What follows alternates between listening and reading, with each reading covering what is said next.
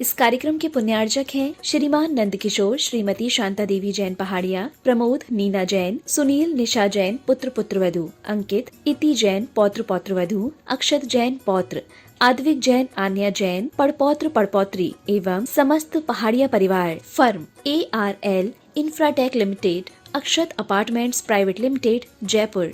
श्रीमान नरेंद्र कुमार जी, श्रीमती पुष्पा देवी जी, श्रीमान सुरेश कुमार जी, श्रीमती ललिता देवी जी, श्रीमान प्रदीप कुमार जी, श्रीमती मंजू देवी जी, श्रीमान अनिल कुमार जी, श्रीमती संजू देवी जी, रेहाबाड़ी गुवाहाटी असम।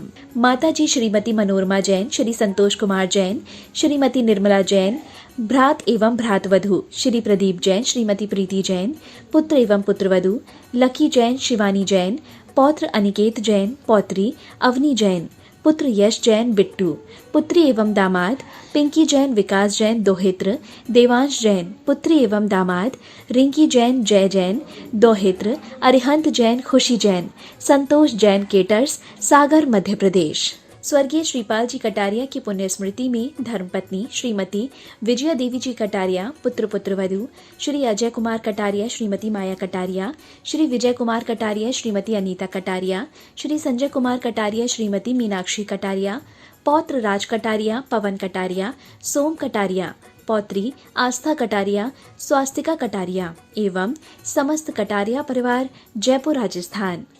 फर्म स्वास्तिक ऑयल इंडस्ट्रीज निवाई, पौत्री एवं दामाद सौमिन राहुल राव का, जयपुर। नातिन जयती।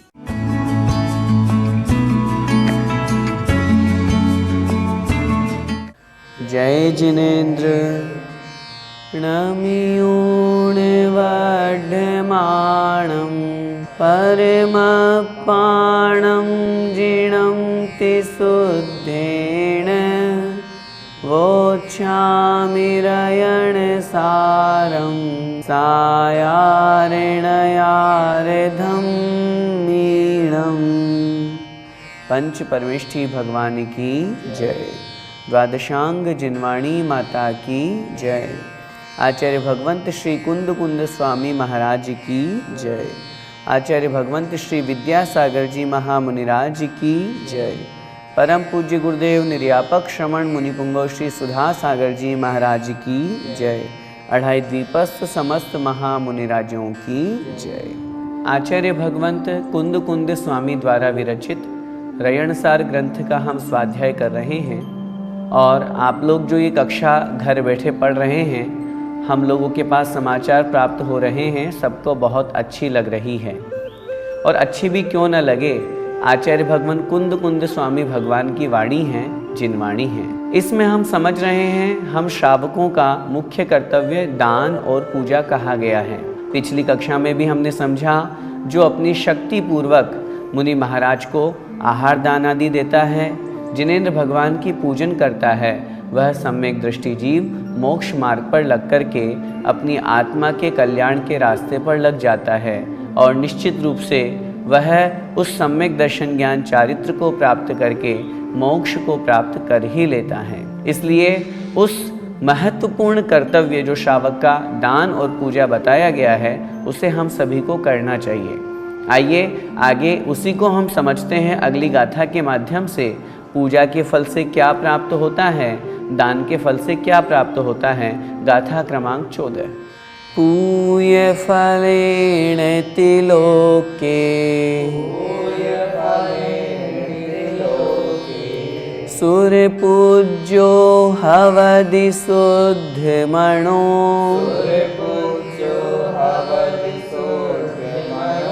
दान फलेन तिलोए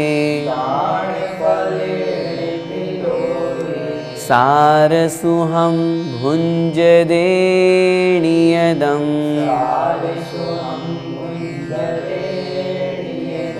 एक साथ बोलिए। पूय फलेन तिलोके सुरपूज्यो हवदि शुद्धमणो दान फलेन तिलोए सारसुहं भुञ्जदेणियदम्। आइए गाथा का अर्थ देखते हैं। पूय फलेन अर्थात पूजा के फल से। जिनेंद्र भगवान की पूजन करना श्रावक का मुख्य कर्तव्य है उस पूजा के फल से क्या होता है? त्रिलोक के अर्थात तीनों लोकों में जिनेंद्र भगवान की पूजन करने से त्रिलोक के तीनों लोकों में सुर पूज्यो हवदी, सुर माने देवताओं के द्वारा, पूज्यो अर्थात पूज्य, हवदी होता है। जो श्रावक, आगे एक शब्द का प्रयोग दिया है शुद्ध मनो अर्थात शुद्ध मन से। शुद्ध मन से तात्पर्य है मन में किसी प्रकार का कोई विकल्प नहीं रखते हुए जो श्रावक जिनेंद्र भगवान की पूजन करता है, उस पूजन के फल से वह तीनों लोकों में देवताओं के द्वारा भी पूज्य होता है। देवता भी उसका सम्मान करते हैं। और आगे क्या कह रहे हैं? दान फलेण तिलोए, दान फलेण अर्थात और दान के फल से, जो हमें शास्त्रों में हमारा कर्तव्य बताया गया है, दान देना श्रावक का मुख्य कर्तव्य है। 4 प्रकार का दान होता है। हमें अपनी शक्ति अनुसार प्रतिदिन कुछ न कुछ दान जरूर करना चाहिए, क्योंकि ये चीज़ हम पहले पढ़ चुके हैं। बिना दान किए यदि हम अर्थोपार्जन करते हैं और उसमें से कुछ भी दान नहीं करते हैं तो हमें निर्माल्य का भी दोष लगता है। इसलिए हम श्रावकों को अपनी शक्ति अनुसार प्रतिदिन कुछ न कुछ दान करना ही चाहिए। उस दान के फल से क्या होता है? दान फलेण, दान के फल से तिलोए अर्थात तीनों लोकों में नियदम सार सुहम भुंजदे, नियदम अर्थात निश्चित रूप से, सार सुहम सारभूत सुखों को, भुंजदे अर्थात भोगता है।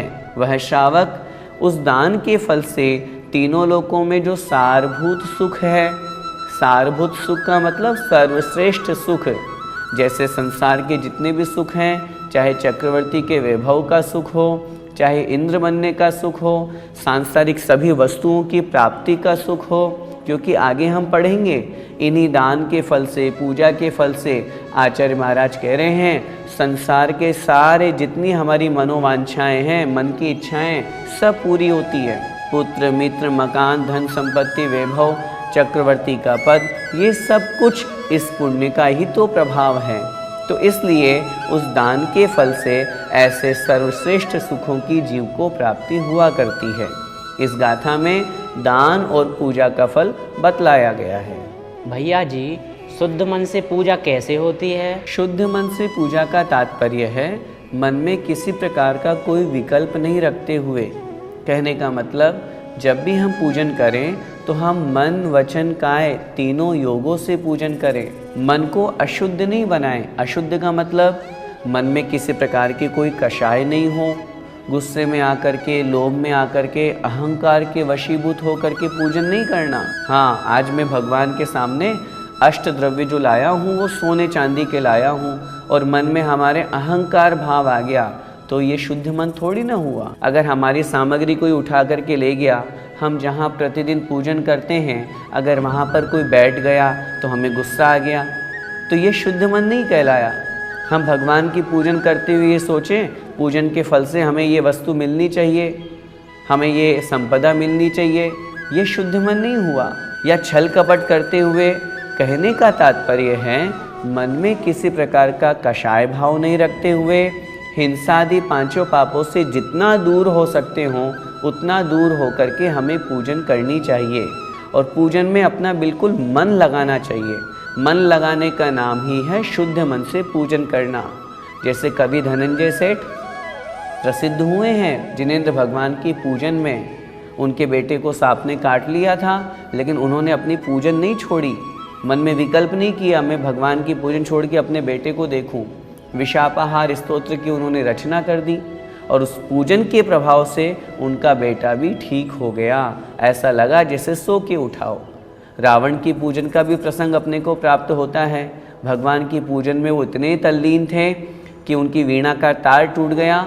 उन्होंने अपने पैर की नस निकाली और तार जोड़ करके अपनी पूजन को कंटिन्यू किया। तो कहने का मतलब ये है पूजन में किसी भी तरह का विरोध, किसी भी तरह का कोई भी विकल्प ना हो, बहुत अच्छे से मन लगा करके पूजन करने का नाम ही शुद्ध मन से पूजन करना है।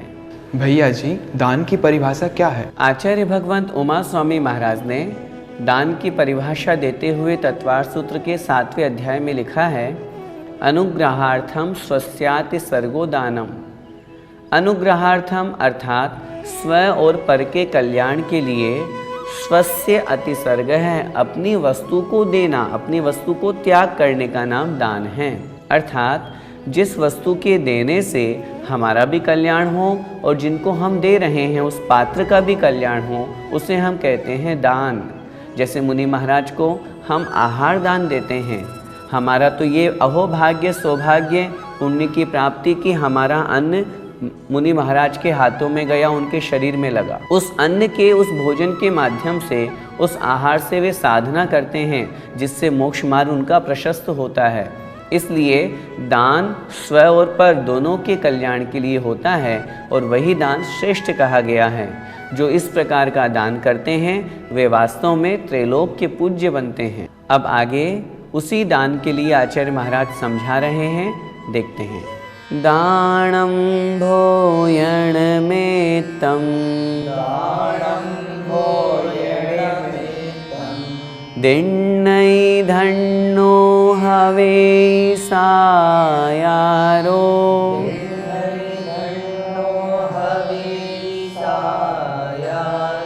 पत्ता पत्त विशेषम संदसणे किं वियारेण।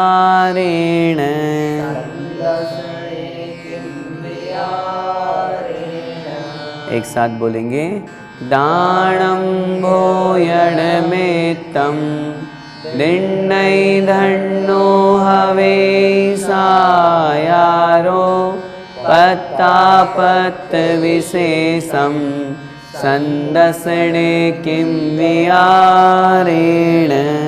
शब्दार्थ में आचार्य महाराज कह रहे हैं, दानम भोयण में तम। दानम अर्थात दान, किसका दान? भोयण में तम अर्थात भोजन मात्र भी। जब हम दान की बात करते हैं मुनि महाराज के लिए तो आहार दान उनके लिए श्रेष्ठ कहा गया है। आचार्य महाराज कह रहे हैं वह भोजन मात्र का, आहार मात्र का दान भी दिन्नई जो देता है श्रावक, धन्नो हवेई सायारो। धन्नो अर्थात धन्य, हवेई मतलब हो जाता है, सायारो अर्थात सागार, वह श्रावक। जो श्रावक मुनि महाराज को अगर भोजन मात्र भी अर्थात आहार मात्र भी दान करता है तो वह उस आहार दान को देने से धन्य हो जाता है, महान बन जाता है। पत्ता पत्त विशेषम, पत्त अपत्त विशेषम, पात्र और अपात्र की विशेषता या दोनों का अंतर। संदसणे किम विहारेण। संदसणे अर्थात समीचीन दर्शन में जो जिन मुद्रा है, नग्न दिगंबर मुद्रा है, उस नग्न दिगंबर मुद्रा को देख करके पात्र और अपात्र के बारे में किम विहारेण, क्या विचार करना। उसमें विचार करने की आवश्यकता नहीं है। हम तो ये सोचें परम सौभाग्य है जिनलिंग को धारण करने वाले दिगंबर मुनि महाराज हमारे समक्ष हैं, हमें उनके लिए आहार दान देना चाहिए। हम शुद्ध भोजन करें और मुनि महाराज को शुद्ध आहार दें, यही हमारी भावना होनी चाहिए। भैया जी, क्या मुनिराज को आहार दान देने से विशेष फल मिलता है? देखिए, वैसे तो चारों ही दानों का अपनी अपनी जगह महत्व है, औषध शास्त्र अभय आहारा। लेकिन विशेष रूप से यहाँ पर जब आहार दान की चर्चा है, आचार्य भगवान कुंद महाराज लिख रहे हैं कि जो मुनिराज को या पात्र को या चतुर्विध संघ को आहार भी मात्र देता है तो वह निश्चित रूप से परम मोक्ष पद को, सुख को प्राप्त करता है, वह श्रावक धन्य हो जाता है। इस दृष्टि से देखा जाए तो निश्चित रूप से आहार दान महत्वपूर्ण दान है। और हम देखते भी हैं जो आहार दान करते हैं उस आहार को मुनि महाराज ग्रहण करके साधना करते हैं। एक बार आचार्य श्री ने जब गायों का प्रसंग चल रहा था, गो रक्षा का प्रसंग चल रहा था, तब उन्होंने धौलाजी पुस्तक का उदाहरण देते हुए अपने प्रवचन में कहा, आचार्य वीरसेन स्वामी महाराज लिखते हैं, या श्री सा गोहो, जो लक्ष्मी है वह गाय है। उन्होंने कहा, और हम जानते हैं शास्त्रों के माध्यम से कि 24 तीर्थंकरों में से एकमात्र आदिनाथ भगवान ने इक्षु रस से पारणा किया था। इसके अलावा शेष 23 तीर्थंकरों ने क्षीरान्न का आहार ग्रहण किया था, दूध और अन्न से मिश्रित क्षीरान्न का। आचार्य श्री जी कहते हैं और हम जानते हैं कि उस क्षीर के माध्यम से, उस आहार के माध्यम से वे तीर्थंकर मुनि महाराज साधना किए, शुक्ल ध्यान में प्रवेश किए। वो जो आहार उन्होंने ग्रहण किया वो उनके शरीर में गया और उससे उनका शरीर निमित्त बना उस साधना में और उस परम केवल ज्ञान को उन्होंने प्राप्त किया। तो सोचिए, जरा विचार करें, हमारे माध्यम से दिया गया जो आहार है मुनि महाराज उसके निमित्त से सामायिक करते हैं, प्रतिक्रमण करते हैं, स्वाध्याय करते हैं, साधना करते हैं। अगर आहार नहीं हो, भोजन न मिले तो इन सब में मन नहीं लगेगा, विकल्प होगा। और तो और ऐसे भी मुनि महाराज वर्तमान में हैं, एक बार आहार लेकर के 2 दिन, 3 दिन, 5 दिन, 10-10 दिन तक का भी उपवास किया करते हैं। तो वो किसका परिणाम है? हमारे द्वारा दिए गए आहार दान का ही परिणाम है। और तीर्थंकर को तो आहार दान देने की महिमा ही अलग है। आचार्यों ने लिखा है, जो तीर्थंकर को आहार दान देते हैं मुनि अवस्था में, वे निश्चित रूप से अगले 2-3 भवों में मोक्ष को प्राप्त कर लेते हैं। इसलिए निश्चित रूप से हमको मुनि महाराज देख करके आहार दान अवश्य करना चाहिए। भैया जी, तो क्या हमें पात्र और अपात्र का भेद नहीं करना चाहिए? सामान्य रूप से जब हमारे समक्ष दिगंबर मुनि महाराज हो तब हमें ये नहीं सोचना इनका गुणस्थान कौन सा है, ये कौन से संघ के हैं, कहाँ से आए हैं। नहीं, हमारा कर्तव्य है उन्हें आहार देना, पड़गाहन करके उन्हें शुद्ध भोजन कराना, शुद्ध आहार दान करना। हाँ, चूँकि आगे आचार्य महाराज स्वयं कह रहे हैं सुपात्र के दान का ये फल है, कुपात्र के दान का ये फल है, तो निश्चित रूप से आगम के अनुसार भेद तो करना होगा। लेकिन प्रथम बार और सामान्य दृष्टि में हमारे समक्ष जब दिगंबर मुनि महाराज हों, चतुर्विध संघ हो, हमें निश्चित रूप से उन्हें आहार दान देना चाहिए। तो इस प्रकार आज की कक्षा में हमने क्या पढ़ा?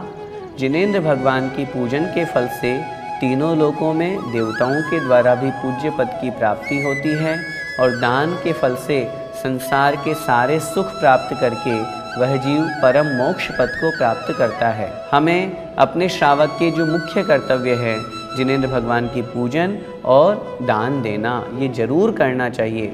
और अगली गाथा में जो हमने समझा, प्रतिदिन अगर हमारे नगर में मुनि महाराज हों, चतुर्विध संघ हो, तो हमें उनकी यथा योग्य सेवा भक्ति करते हुए उन्हें आहार दान आदि देना चाहिए, चौका जरूर लगाना चाहिए, ताकि हमारा श्रावक धर्म का पालन हो। हम सभी उस श्रावक धर्म का पालन करें, इसी मंगल में भावना के साथ। बोले द्वादशांग जिनवाणी माता की जय। जय जिनेंद्र।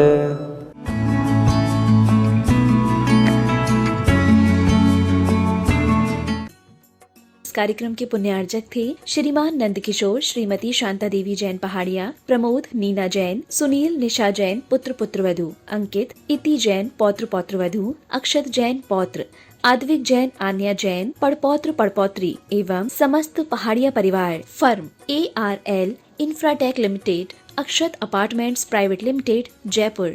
श्रीमान नरेंद्र कुमार जी, श्रीमती पुष्पा देवी जी, श्रीमान सुरेश कुमार जी, श्रीमती ललिता देवी जी, श्रीमान प्रदीप कुमार जी, श्रीमती मंजू देवी जी, श्रीमान अनिल कुमार जी, श्रीमती संजू देवी जी, रेहाबाड़ी, गुवाहाटी, असम। माता जी श्रीमती मनोरमा जैन, श्री संतोष कुमार जैन, श्रीमती निर्मला जैन, भ्रात एवं भ्रातवधू श्री प्रदीप जैन, श्रीमती प्रीति जैन, पुत्र एवं पुत्रवधू लकी जैन, शिवानी जैन, पौत्र अनिकेत जैन, पौत्री अवनी जैन, पुत्र यश जैन, बिट्टू, पुत्री एवं दामाद पिंकी जैन, विकास जैन, दोहित्र, देवांश जैन, पुत्री एवं दामाद रिंकी जैन, जय जैन, दोहित्र, अरिहंत जैन, खुशी जैन, संतोष जैन, केटर्स, सागर, मध्य प्रदेश। स्वर्गीय श्रीपाल जी कटारिया की पुण्य स्मृति में धर्मपत्नी श्रीमती विजया देवी जी कटारिया, पुत्र पुत्रवधू श्री अजय कुमार कटारिया, श्रीमती माया कटारिया, श्री विजय कुमार कटारिया, श्रीमती अनीता कटारिया, श्री संजय कुमार कटारिया, श्रीमती मीनाक्षी कटारिया, पौत्र राज कटारिया, पवन कटारिया, सोम कटारिया, पौत्री आस्था कटारिया, स्वास्तिका कटारिया एवं समस्त कटारिया परिवार, जयपुर, राजस्थान। फर्म स्वास्तिक ऑयल इंडस्ट्रीज, निवाई। पौत्री एवं दामाद सौमिन राहुल राव का, जयपुर। नातिन